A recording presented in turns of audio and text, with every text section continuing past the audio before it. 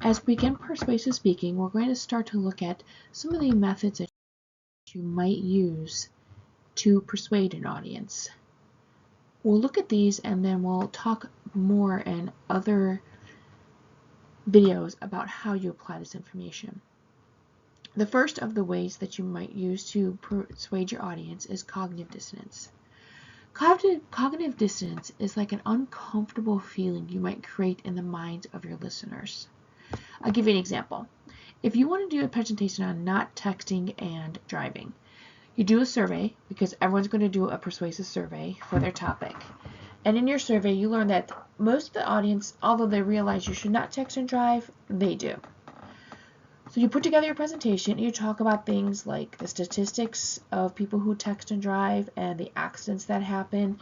What can happen if you're caught texting and driving here in Ohio, because it is law now that you may not do so. And even sharing stories about people who have texted or were texting and driving and have killed other people or died themselves. So you share these stories and these statistics, and you might even talk about how, or remind the audience of how much their life would change if they killed someone, or how much their lives would change, the lives of their loved ones would change if you killed someone, or if you were killed because someone was texting and driving. So you talk about all these things, and then the audience goes to leave, and they're in their car, and they get a text. And as we already know from the survey you did, typically they would have answered that text. But now they realize they cannot answer that text because they have all this new information. It makes them feel uncomfortable. Like, typically I would just grab it, but now I'm not sure. I don't want to die. I don't want to kill someone, because where would my life go if I killed someone? So you created this cognitive dissonance, or this uncomfortable feeling. There's incongruency between what they would typically do and what they learned, the information they now have in their mind. So this can help to motivate the audience to do what you want. If you're going to create cognitive dissonance, it is important to teach the audience how to get rid of that cognitive dissonance. And it sounds simple, but obviously these people already said they text and drive. So you need to give them some tips of how to stop. Things like put the phone in the back seat, turn the phone off, set the phone so that you can answer it without using your hands through the car, or just by saying, "Hey Siri," or something like that. Or any other ideas that you have, so people do not text and drive. So you can do that to motivate your audience, create some cognitive dissonance. You also can appeal to Maslow's hierarchy of needs.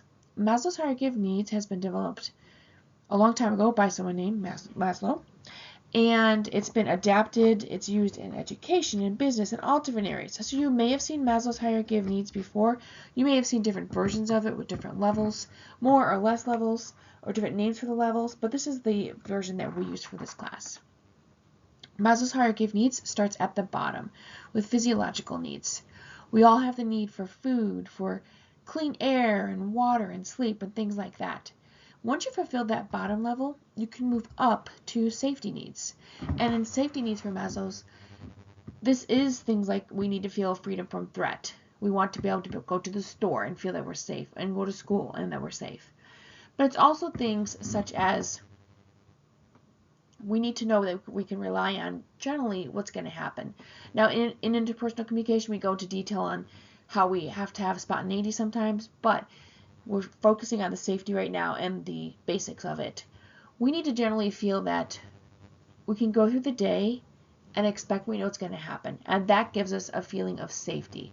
This is even when we're little. It's important to tell little kids just the basics of what's going to happen in the day. Like, for instance, this morning I dropped off at school, and then I'm going to go to work, and when you're done at school, Grandma's going to come pick you up. You go back to her house for a little while. When I'm done with work, I'll come pick you up, and then we'll go to your soccer game. That helps the child to feel comfortable, safe, that they have a general understanding of what's going to happen. If the safety needs are fulfilled, you can move up to the next level, which are social needs. We all have the need to feel a belonging, to feel loved, to be a part of something. Now, if you see here, I have this one picture that's showing someone receiving Meals on Wheels. And I have that there particularly because a few years ago I volunteered for, I should say, Meals on Wheels. And when I was delivering, I just thought, oh, it won't be that long, won't be that far. It took hours, literally hours to deliver 15 meals. And that's because, and they weren't far away. They're all in the same city and not a very big city.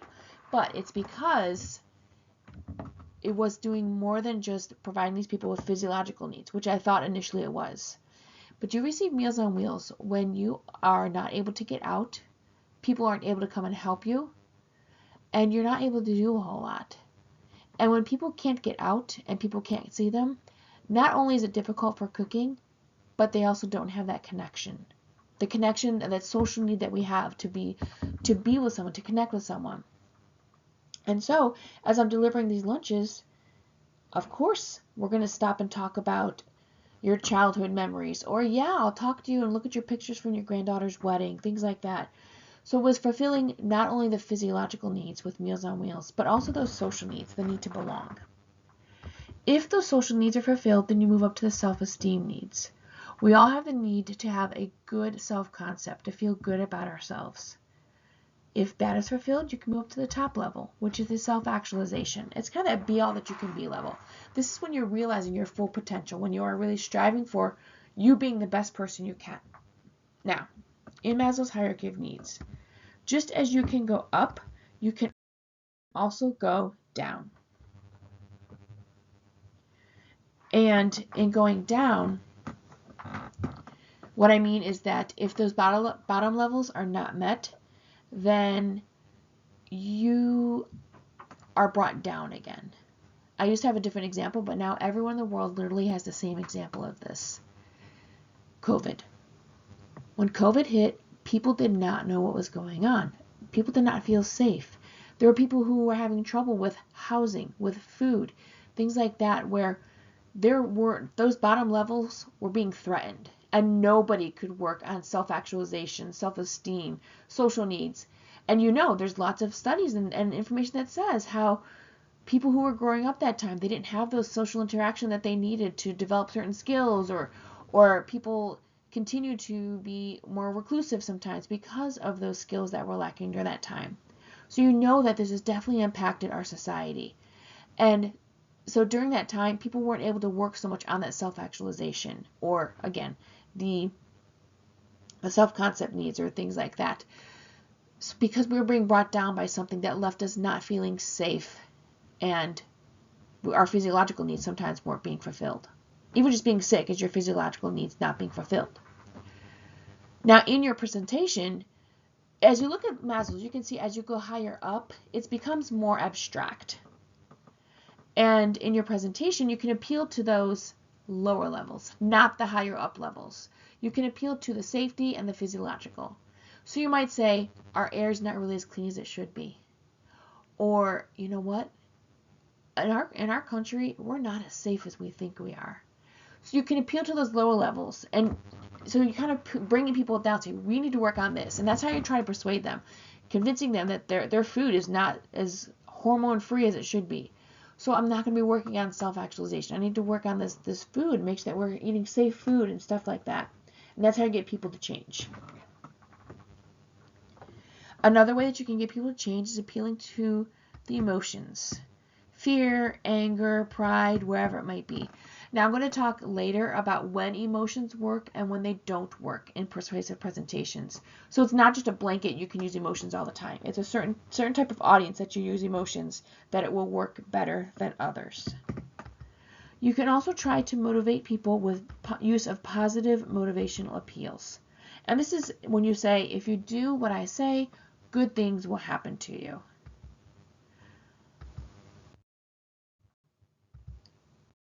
As we look through persuasive presentations, your purpose is going to be to persuade. Your general purpose is to persuade. Your specific purpose can be to change or reinforce. And I say that because when we're talking persuasion, you don't have to be on the opposite side of the entire audience. You can ask them to just do more. Say you want people to give blood, and you do a survey and you find out, you know what, everyone already gives blood. Great, that's exactly what I wanted. Doesn't mean you need to change your topic, and it doesn't mean that you're going to make something that's boring for this presentation either, that people already do. What you're going to do then is ask people to go farther. You're going to reinforce what they know, their values, and you're going to ask them to do more, to donate more often if capable, if allowed, if they're not already donating the max, or bring a friend with you when you donate, things like that. So you don't necessarily have to make people change the opposite of what they're doing now. It can be just reinforcing what they do. We'll continue to talk a little bit more about persuasive presentations and what you need to do in the next few videos.